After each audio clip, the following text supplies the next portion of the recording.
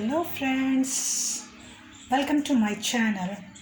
I'm here presenting about thyroid. What is thyroid and what's treatment? Firstly, I have to introduce myself. As you know it, I'm dietitian Anju Gupta. So I'm just coming here to tell you about thyroid. As I already told you, thyroid क्या है, thyroid क्यों होता है, ऐसे कई question निकलते हैं क्योंकि आजकल इतना ज़्यादा थायराइड हर किसी को सुनने में आता है कि हो गया है, बट हमेशा ये होता है थायराइड कैसे हो जाता है, क्यों होता है। तो इसके लिए पहले सबसे बताऊँ, थायराइड हमारी यहाँ पे नेक पे इस जगह पे एक बटरफ्लाई शेप में थायराइड ग्लैंड होती है, जिससे कई हार्मोन सिक्रीट होते हैं जो कि हमारी डेवलपमेंट में, ब्रेन डेवलपमेंट में, मेटाबॉलिज्म एक्टिविटी में, वेट गेनिंग और लॉस में, इसके अलावा हमारी फर्टिलिटी प्रॉब्लम्स के रिलेटेड जो भी है उसमें भी ये पार्टिसिपेट करते हैं। इनका एक इम्पॉर्टेंट रोल है इन सब चीज़ों में। तो थायराइड ग्लैंड से दो मेनली हार्मोन्स निकलते हैं, एक तो होता है थायरॉक्सिन, दूसरा होता है ट्राई आयोडोथायरॉक्सिन, मतलब T3 और T4। अगर ये हार्मोन्स जो कभी ज़्यादा सीक्रेट होते हैं, कभी कम सीक्रेट होते हैं, तो उससे हमारी बॉडी पे इफ़ेक्ट पड़ता है। इसके अलावा पिट्यूटरी ग्लैंड पे हमारी बॉडी में एक होती है, जिससे कि एक hormone thyroid stimulating hormone secrete होता है, जो कि हमारे इन हार्मोन्स की एक्टिविटी को भी और इन्फ्लुएंस करता है। तो ये तीनों मिलकर ओवरऑल एक साथ काम करते हैं। अब हमारे कभी कभी बॉडी में हमारे ऐसा फील होता है कि हमें पल्पिटेशन हो रहा है, हार्ट बीटिंग रेस कर रही है, या फिर घबराहट हो रही है, स्वेटिंग हो रही है, या फिर लो ब्लड फ्लो होता है मेंस्ट्रुएशन पीरियड में, वुमेंस में देखा जाता है। इसके अलावा वेट गेन अचानक से पुट ऑन होने लगता है, या फिर हमें लगता है कि हमारी फर्टिलिटी प्रॉब्लम चाहे मेंस की हो या वुमेंस की हो वो कम हो रही है, सेक्सुअल प्रॉब्लम्स आ रही हैं। ये सारी जो सिम्टम्स हैं वो हमारी इस थायराइड की वजह से होता है। ये जो इसकी वजह से फिर क्या होता है कि हम लोग को लगता है कि यार कुछ प्रॉब्लम ज़्यादा हो गई हमारे अंदर, कुछ तो ऐसा है जिसके लिए अभी कोई ऐसा ना सीवियर है, तो हम लोग डॉक्टर के पास जाते हैं। तो सबसे पहले डॉक्टर आपके इन बारे में जानता है, पूछता है आपके बारे में क्या क्या है, फिर वो आपके कुछ टेस्ट कराता है, जैसे कि T3 है, T4, TSH। उसके बेस पे, उसके बिहाफ पे वो जानता है कि आपको कौन सा प्रॉब्लम है। ये सिम्टम चूँकि एसोसिएटेड सारे थायराइड से हैं, तो इसलिए वो सबसे पहले T3, T4, TSH कराता है, जिसके बेस पे वो बताता है कि आपको हाइपोथायराइडिज्म है या हाइपरथायराइडिज्म। हाइपरथायराइडिज्म वो होता है जब ये हार्मोन ज़्यादा सिक्रीट होते हैं, तो इसको बोलते हैं हाइपरथायराइडिज्म। ये ग्रेवियर डिसीज़ से एसोसिएटेड होते हैं। अगर ग्रेवियर डिसीज़ किसी में पाई जा रही है तो हाइपरथायराइडिज्म मेनली उसे देखा जाता है। हाइपोथायराइडिज्म में जो हार्मोन्स हैं कम सिक्रीट होते हैं, जिसकी वजह से वेट का गेन होता है, हमारा स्लीपलेसनेस बढ़ती है, और बहुत ही ज़्यादा एंजाइटी प्रॉब्लम, स्ट्रेस लेवल भी शूट अप करता है। अब एक क्वेश्चन उठता है कि इसके कॉजेज़ क्या हैं, ये क्यों होता है। तो इसके लिए ये है कि इसका ऑटो इम्यून प्रॉब्लम, अगर हमारे में ऑटो इम्यून क्या होता है कि जो हमारी बॉडी है वो बाहर के से जो बैक्टीरिया या वायरस होते हैं उनसे लड़ने के लिए एंटीबॉडीज़ बनाती है, जिससे कि हमें बीमारियों से बचत होती है। ठीक इसी तरह से कभी कभी हमारी बॉडी हमारे अंदर के किसी टिश्यू के लिए या हार्मोन्स के लिए या ग्लैंड के लिए एंटीबॉडीज़ बनाने लगती है, तो जिसकी वजह से ये कंडीशन वो क्या कहलाते हैं, उसके जो एक्टिविटी लेवल होता है, जो हमारी टिश्यू है, यूट्रस सेल है, जिस पर एंटीबॉडीज़ आके वर्क कर रही है, उसकी एक्टिविटी धीरे धीरे लो होने लगती है। ये कहलाता है ऑटो इम्यून। तो हो सकता है कि ऑटो इम्यून प्रॉब्लम की वजह से हो, या फिर वायरल बैक्टीरियल इन्फेक्शन हो, या फिर हो सकता है कि कैंसरस ट्यूमर हो, या सर्जरी कोई हुई हो या रिमूवल हुआ हो, या फिर आयोडीन डेफिशिएंसी हो। इनमें से किसी भी तरह वजह से ये हमारे थायराइड होता है। हाँ, एक बहुत और कॉमन प्रॉब्लम है ग्वाइटर भी हमारे से थायराइड ग्लैंड से एसोसिएटेड होती है। आयोडीन की जब डेफिशिएंसी हमारी बॉडी में होती है तो जिसको हम लोग क्वाइटर कहते हैं, जिसकी वजह से या आपने कई लोगों का देखा होगा कि इस जगह के नेक पे काफ़ी ज़्यादा स्वेलिंग होती है या फिर थायराइटिस प्रॉब्लम हो सकती है, यानी कि inflammation of the thyroid gland. तो इन सब से चीज़ों के जैसे अभी हमने आपको बताया कि इसके कॉज क्या हैं, इसके सिम्टम क्या हैं, तो उसके लिए डॉक्टर डायग्नोसिस भी करता है, जैसे ब्लड टेस्ट लेते हैं, जैसे T3 T4 और सच पता चलता है, या कभी उनसे नहीं क्लियर होता है तो उसके लिए इमेजिंग टेस्ट यानी कि CT स्कैन भी कराया जाता है थायराइड ग्लैंड का, जिससे पता चल जाता है कि उसको थायराइड में क्या प्रॉब्लम चल रही है। अब बात करते हैं कि इसके ट्रीटमेंट की। तो इसमें जैसा कि किसी भी प्रॉब्लम है, कोई भी डिसीज़ हो, उसके ट्रीटमेंट के लिए 3 इम्पॉर्टेंट मेन कंपोनेंट्स होते हैं। पहला डाइट, दूसरा मेडिसिन, तीसरा एक्सरसाइज। तीनों को कॉम्बिनेशन बना के हमेशा चलना चाहिए। अब जैसे कि बात करें मेडिसिन की, तो हो आपके थायराइड के बेस पे डॉक्टर आपको मेडिसिन सजेस्ट करता है and you have to take it without missing it, क्योंकि अगर आपने मिस कर दिया तो एक जो कोर्स होता है वो ब्रेक डाउन हो जाता है, जिसकी वजह से प्रॉब्लम्स और होने लगती हैं। इसी तरह से डाइट एक इम्पॉर्टेंट के बेहद इम्पॉर्टेंट रोल निभाती है, क्योंकि थायराइड में अधिकतर देखा जाता है कि पेशेंट का वेट पुट डाउन होने लगता है, उसका कोलेस्ट्रॉल लेवल पे भी इफेक्ट आता है, उसके स्ट्रेस लेवल, एंजाइटी लेवल बढ़ती है, साथ में उसकी सेक्सुअल या फर्टिलिटी प्रॉब्लम में कमी पाई जाती है।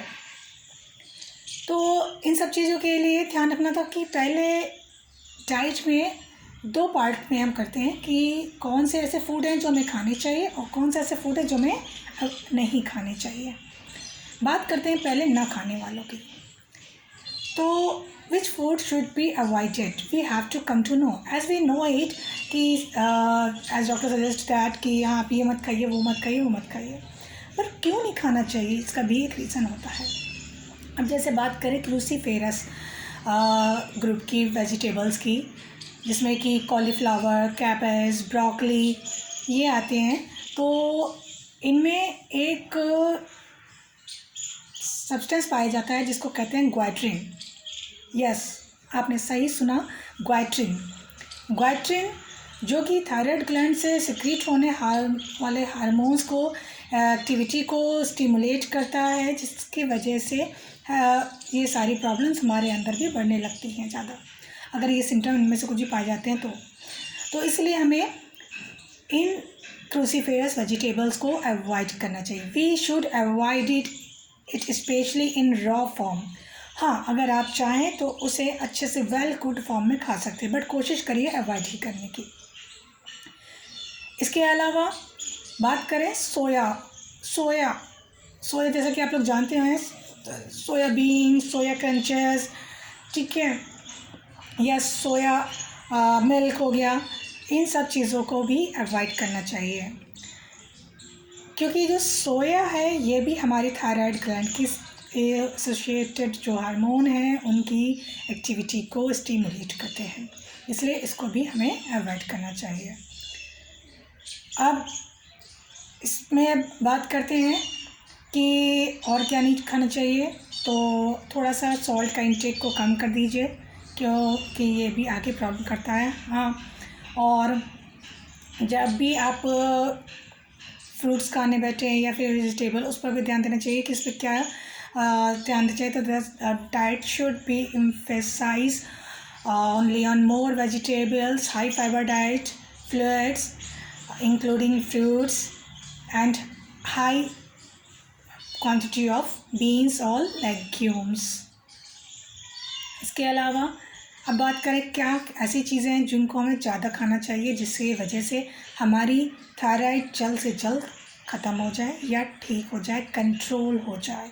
तो उसके लिए क्या करना है कि पहले आयोडीन रिच फूड पे आते हैं, जो जिसमें आयोडीन होता है वो चीज़ें हमें ज़्यादा खानी चाहिए, जैसे कि आयोडीन बेस्ड आजकल तो आयोडाइज्ड नाम सॉल्ट भी आते हैं, आप उनको ले सकते हैं। इसके अलावा एग्स हो गई, फ़िश हो गए, ठीक है, तो इनमें हमारे आयोडीन पाए जाते हैं, जिसको आप ले सकते हैं।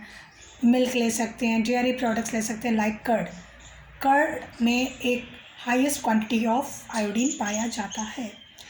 इसके अलावा विटामिन डी, अगर आपकी बॉडी में विटामिन डी की डेफिशिएंसी भी है तो भी देखा जाता है कि आमतौर पर यह हाइपरथायराइडिज्म को बढ़ाता है। यस, आपने ठीक सुना, hyperthyroidism is also may be just because of that vitamin deficiency. तो विटामिन डी की डेफिशिएंसी को भी हमें दूर करने के लिए जो विटामिन डी जिसके सोर्सेज वाले फ्रूट्स हैं जैसे मिल्क है, डेयरी प्रोडक्ट्स हो गए, एग हो गए, इनको अपनी डाइट में ज़्यादा इंक्लूड करना चाहिए। इसके अलावा हमें सन बाथ भी लेना चाहिए, सनलाइट का। आप मॉर्निंग उठ जाइए जल्दी, उसमें थोड़ी देर बैठ जाइए, 15 से 20 मिनट है, आपकी बॉडी के लिए बहुत विटामिन डी मिल जाएगा। इसके अलावा बात करें selenium. Selenium is a important and most concentrated trace element that is found in thyroid gland। अगर थायराइड ग्लैंड की एक्टिविटी सही नहीं है तो सेलेनियम भी हमारी बॉडी में कम होने लगता है, जिसको फुलफ़िल करने के लिए हमें सेलेनियम रिच फूड भी लेने पड़ते हैं, जैसे कि ब्राउन राइस हो गया, क्विनोवा हो गया, या फिर क्रैब्स हो गया जो कि नॉनवेज खाते हैं, लीन मीट्स हो गए, लॉबस्टर हो गए, ठीक है। तो आप सेलेनियम रिच फूड को भी ज़्यादा अपनी डाइट में बढ़ाइए। आपको ब्राउन राइस क्विनोवा से कोई प्रॉब्लम नहीं होगी, आप उसको फ्रीली ले सकते हैं। इसके अलावा ग्रेन्स जो होती हैं, साबुत ग्रेन्स, उनमें भी सेलेनियम पाए जाते हैं, जैसा कि साबुत मूंग, इन सब में भी पाए जाते हैं। पानी कंटेंट जैसे हमने पहले बताया, आपको ज़्यादा से ज़्यादा रखना है, फैटी चीज़ों का कम रखना है। अगर हम बात करते हैं अब की, ये सब आपने बता दिया, तो अब इसको हम कैसे फॉलो करें, क्योंकि हमारा तो वेट बहुत बढ़ रहा है, हाइपोथायराइडिज्म है, इसके वजह से वेट डे बाय डे हमारे पुट ऑन हो रहा है, कोलेस्ट्रॉल लिवर पे भी जिसके वजह से इफेक्ट आ रहा है, और डॉक्टर ने हमसे बोला है कि अब हमें maybe just because of that reasons कुछ हार्ट की प्रॉब्लम हो सकती हैं। तो उसके लिए भी हमें सबसे पहले हमें एक जो डाइट मील, जो हमारा एक डाइट मेन्यू है, डाइट मील है, डाइट प्लान है, इसको फॉलो करना पड़ेगा। इसके लिए क्या करना है, सबसे पहले कि आपको सुबह जल्दी उठना है, 6 बजे 7 बजे तक आप हर हालत में उठ जाएं। And you have to wake up at any cost till either in between 6 PM और 7 PM। ओके, तो उठ के सबसे पहले क्या करना है कि आपको थायराइड की मेडिसिन लेनी है, क्योंकि उसको एम्प्टी स्टमक हमेशा लेना चाहिए। अगर आप उसको एम्प्टी स्टमक नहीं लेते हो, या कुछ लेने के बाद लेते हो, या उसके जस्ट बाद कुछ ले लेते हो, तो उसकी वजह से हमारी बॉडी में क्या होता है कि जो मेडिसिन की जो वर्किंग कैपेसिटी है वो लो हो जाती है, वो थायराइड ग्लैंड की इस प्रॉब्लम को दूर करने के लिए इतना एफिशिएंट नहीं होती है। इसलिए सबसे पहले सोचते आपको मेडिसिन लेनी है। उसके 45 मिनट्स के बाद, जी हाँ, 45 मिनट्स की गैपिंग रहना चाहिए। उसके बाद आपको क्या करना है, 1 गिलास पानी लेना है, और आप उसमें चाहें तो आप ACV यानी कि Apple cider vinegar add on कर सकते हैं। उसे डाल के लेंगे तो वो आपका वेट लॉस करने में, थायराइड की एक्टिविटी को नॉर्मल करने में बहुत ही हेल्पफुल है। इवन मेटाबॉलिक एक्टिविटी को भी वो कंट्रोल बहुत जल्द करती है। इसके साथ ही साथ में जब आपने 45 मिनट का आपके पास बीच में टाइम है, तो आप वॉक करने जा सकते हैं। आप वॉक कर सकते हैं, या योगा कर सकते हैं बीच में आपने, या फिर आपने लाइट कोई एक्सरसाइज कर ली, ठीक है। इवन जो आपका ACV मैंने बताया, एप्पल साइडर विनेगर, वो बेली फैट को भी कम करता है, रिड्यूस करता है, ठीक है। तो you should include in your daily diet plan. अब जब आपने इसको लिया तो ACV को लेने के कम से कम 30 to 35 मिनट्स के बाद ही आपको कुछ लेना चाहिए, उससे पहले आपको कुछ नहीं लेना चाहिए, यानी कि ब्रेकफास्ट। आई एम टॉकिंग है about your breakfast. Breakfast should be done till 8 to 9 AM। Okay, breakfast में आप कर्ड को इंक्लूड कर लीजिए, 1 बाउल कर्ड ले लीजिए, या फिर आपने स्किम्ड मिल्क ले सकते हैं, या फिर साथ में उसके ग्रीन टी ले लिया अगर मन कर रहा है, तो आप उसको स्किप करना चाहते हो उस वक्त, तो ग्रीन टी लेने के बाद ही कुछ खाने के लिए लें। अब उसमें खाने के लिए ब्रेकफास्ट में आप क्या लेंगे, क्वेश्चन तो पहले मन में ये आता है। तो उसमें आप आइदर ब्राउन राइस ले सकते हैं, या क्विनोवा को बना सकते हैं। ब्राउन राइस को जैसे कि पोहा हम बनाते हैं ठीक उसी तरह से आप बना के ले सकते हैं। क्विनोवा को वैसे बना सकते हैं सॉल्टी, लेकिन वेजिटेबल्स ज़्यादा से ज़्यादा ऐड कर लीजिए। उसमें कैरेट हो गया या और भी जो वेजिटेबल्स हैं, फ्रेंच बीन्स हैं, लेग्यूम्स हैं, इन सबको ऐड उसमें कर दीजिए और उसके बाद ही आप उसको लीजिए। या फिर आप ये भी कर सकते हैं कि वेज चीला ले सकते हैं, जो कि या तो बेसन का बना हो या फिर मूंग दाल का बना हो। ठीक है, आप इसको अपनी उसमें ऐड कर सकते हैं। अब बात करते हैं कि इसकी क्वांटिटी क्या होगी। क्वांटिटी भी बहुत ज़्यादा नहीं लेनी है। आप ब्राउन राइस जैसे एक इतनी बड़ी आपकी कटोरी है उसमें लेनी है, उसको लेना है। एक साथ में दही ले लीजिए, इसी तरह चिल्ला है, चिल्ला 1 से 2 एनफ है। अब ब्रेकफास्ट के बाद और लंच के पहले इन दोनों के बीच के एक टाइम होता है, that is called mid morning time और मिड ब्रेकफास्ट टाइम या पोस्ट ब्रेकफास्ट टाइम। उस वक्त आपको सबसे बहुत ही इजी चीज़ें ऐड करनी है। फ्रूट मस्ट होता है पर हर पर्सन के लिए, चाहे मैं हूँ, चाहे आप हैं या कोई भी हो, फ्रूट उसके लिए ज़रूरी है। आप फ्रूट्स में अब बनाना नहीं लेना है आपको, क्योंकि इससे आपकी वेट और पुट ऑन हो सकता है, उसको अवॉइड करना है। इसी तरह से जैसे आप इसमें एप्पल ऐड कर सकते हैं, ठीक है, या फिर ब्लूबेरीज़ को ऐड कर लीजिए, या कोई भी ऐसे सीजनल फ्रूट्स हैं। लेकिन बस ये ध्यान रखिए वो फ्रूट्स आपको ऐड करने हैं जिनका ग्लाइसेमिक इंडेक्स हाई हो थोड़ा। इसके बाद बात करते हैं हम लंच की। लंच 1 से 2 बजे के बीच में हो जाना है, लेकिन उससे पहले एक अहम चीज़ आपको ऐड करनी है, चिया सीड। जी हाँ, chia seed, I am talking here about chia seed. Chia seed को 1 कप पानी आपने लेना है, उसमें आपको 1 चम्मच, जी जो घर में आप नॉर्मली खाने के लिए टेबल स्पून यूज़ नहीं, टेबल स्पून की बात कर रही हूँ मैं, वो जो कि 15 ग्राम्स की होती है, बहुत बड़ी वाली नहीं, सर्विंग स्पून नहीं चाहिए, टेबल स्पून। उसमें ये 1 चम्मच या टेबल स्पून कह दें या 1 चम्मच कह दें, उसमें चिया सीड ऐड करनी है। उसे 15 से 20 मिनट सोक होने देना है। सोक जब वो हो जाए अच्छे से तो एक जेली फॉर्म में कन्वर्ट हो जाता है, उसको आपने लेना है। उसको लेने के 15 से 20 मिनट के बाद आपको सलाद खाना है। सलाद की एक प्लेट में आपको, जिसमें कि कुकम्बर लेना है, टोमेटो लेना है, कैरेट लेना है, या फिर सैलड लीव्स जो आती हैं आप उनको ले सकते हैं, ठीक है, इन सबको। लेकिन हाँ, जब आप सैलड ले सकते हैं आप ब्लांचिंग कर लीजिए। ब्लांचिंग यहाँ प्रोसेस ये है कि आपको क्या करना है कि पानी बॉयल करना है, उसमें जरा सा बिट ऑफ सॉल्ट ऐड करना है और वो क्या कहते हैं सैलड लीव्स को उसमें डालना है। 1 से 2 मिनट से डालना है, उसके बाद आपको निकाल लेना है। That is called blanching. उससे क्या होगा, जितने भी ऐसे ट्रेसेस हों या एलिमेंट्स हो जो आपके लिए प्रॉब्लम क्रिएट करेंगे, वो उसमें डिस्ट्रॉय हो जाते हैं और आप फिर उसे ईज़िली कंज्यूम कर सकते हो। उसके बाद में आपको अपना लंच लेना है। लंच में आपने, अगर आप 1 और 2 चपाती खुद ही लेंगे, क्योंकि आप जो हमने चिया सीड ऐड कराया है वो सैटिस्फैक्टरी वैल्यू आपको दे देता है। उससे आपका क्या है कि बहुत ही पेट जैसे फुल लगता है कि बहुत भरा हुआ है, अभी कुछ नहीं खा सकता, तो 1 से 2 रोटी खानी है। उसमें आपको दाल 1 कटोरी ऐड करनी है, सब्जी 1 कटोरी, साथ में ग्रीन लीफी वेजिटेबल ऐड करनी है और दही या मट्ठा ऐड करना है। ये चीज़ें आपको खानी हैं। उसके बाद करते हैं इवनिंग टी की। इवनिंग टी में आप ग्रीन टी ले सकते हैं। ग्रीन टी जो कि बेनिफिशियल होती है मेटाबॉलिक एक्टिविटी के लिए, वेट रिड्यूस करने के लिए, कोलेस्ट्रॉल को लो करने के लिए। इवन अगर डायबिटिक पेशेंट है तो वो भी ग्रीन टी ले सकता है, उससे अभी उसे डायबिटीज़ पे इफ़ेक्ट पड़ता है और उसका शुगर लेवल भी धीरे धीरे डाउन होता है। तो आपने तो जाना ना ग्रीन टी कितना बेनिफिशियल है, तो अब आप अपनी डाइट में ज़रूर उसको ऐड कर लीजिए। तो इवनिंग टी टाइम पे आप कॉफ़ी या नॉर्मल कॉफ़ी या टी को स्किप करके आपको ग्रीन टी लेनी है, या ग्रीन कॉफ़ी भी ले सकते हैं।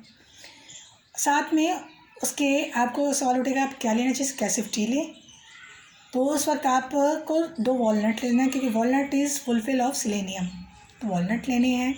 आलमंड ऐड कर लीजिए, या फिर आप और अगर वॉलनट आलमंड नहीं ले सकते तो आप पम्पकिन सीड है उन्हें आप ले सकते हैं। 1 चम्मच पम्पकिन सीड एनफ है, वो लेना है आपको। फिर बात करते हैं डिनर की। Dinner will be same as lunch. पहले आपको चिया सीड लेनी है अपनी मील के पहले 15-20 मिनट पहले उसको लेना है, क्योंकि उसको सोकिंग मैंने प्रोसेस अभी जैसे कि बताया है कि आपको 15-20 मिनट पहले उसको सोक कराना। जब सोक हो जाती है तब उसको लेना है। उसके 20 मिनट के बाद आपको अपनी मील लेनी है।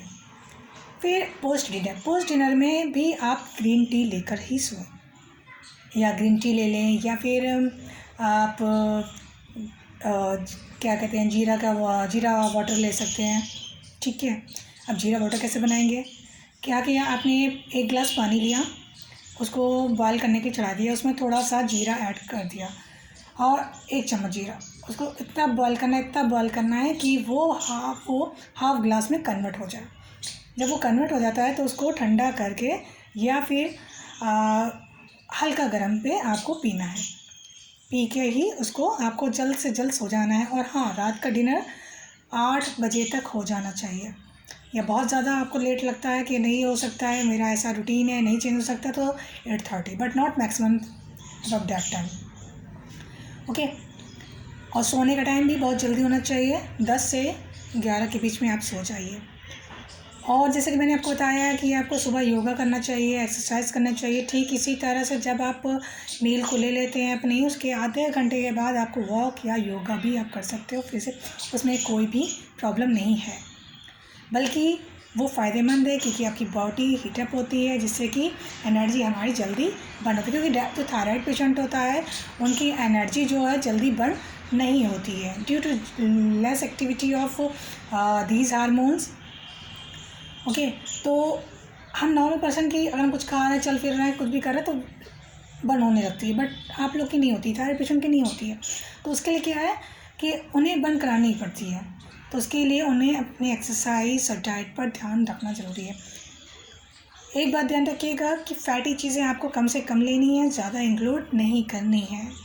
ओके, लीन मीट ही लेना है। आप फ़िश ले सकते हो, लीन मीट ले सकते हो, रेड मीट को अवॉइड करना है। फिर से रिपीट कर रही हूँ, cruciferous vegetables like cabbage, cauliflower, broccoli, you have to avoid all this. Even soya products भी avoid करने हैं। रेडिश भी कुछ हद तक अवॉइड करनी है, क्योंकि आप रॉ फॉर्म में उसको भी ना लें, वो भी कहीं ना कहीं प्रॉब्लम क्रिएट करती है। ओके, तो जहाँ तक मुझे लगता है आप लोगों को आज का ये सेशन बहुत बेनिफिशियल लगा होगा, अच्छा लगा होगा। तो अगर अच्छा लगा तो प्लीज़ इसको लाइक करिए और इसको अपने फ्रेंड्स को, अपने रिलेटिव्स को, अपनी फैमिली मेम्बर्स को जितना ज़्यादा हो सके शेयर करें, जैसे कि उन्हें भी नॉलेज हो और वो भी इस मेथड को अप्लाई करें, इसके बारे में जानें, वो भी और लोगों को बताएं। इससे क्या होगा कि हम लोगों के बीच में जो एक नॉलेज है, प्रॉब्लम्स जो बढ़ रही हैं, थायराइड, डायबिटीज़, हाइपरटेंशन, ये सब बढ़ रही, धीरे धीरे इन लोगों तक हर चीज़ें पहुंच जाएंगी। और जितने लोग अवेयर होंगे उतनी जल्दी हम लोगों को इन रोगों से लड़ने की ताकत मिलेगी और हम इसका डटकर मुकाबला कर सकते हैं। तो आप लोगों को भी इसके लिए प्रिपेयर रहना है। ओके, तो आप लोग प्लीज़ मुझे अपना प्यार बनाए रखिए। मुझे कमेंट भी आप कर सकते हैं, अगर आप कुछ क्वेश्चन पूछना चाहते हो तो आप कमेंट बॉक्स में जाकर कमेंट कर सकते हैं। इसके अलावा मेरे वीडियो को प्लीज़ लाइक, शेयर और फॉलो करना, सब्सक्राइब करना मत भूलिए, क्योंकि अगर आप मेरा नेक्स्ट वीडियो देखना चाहते हैं then you have to firstly subscribe me. Okay, so for my next video you have to wait, and till then bye bye, take care.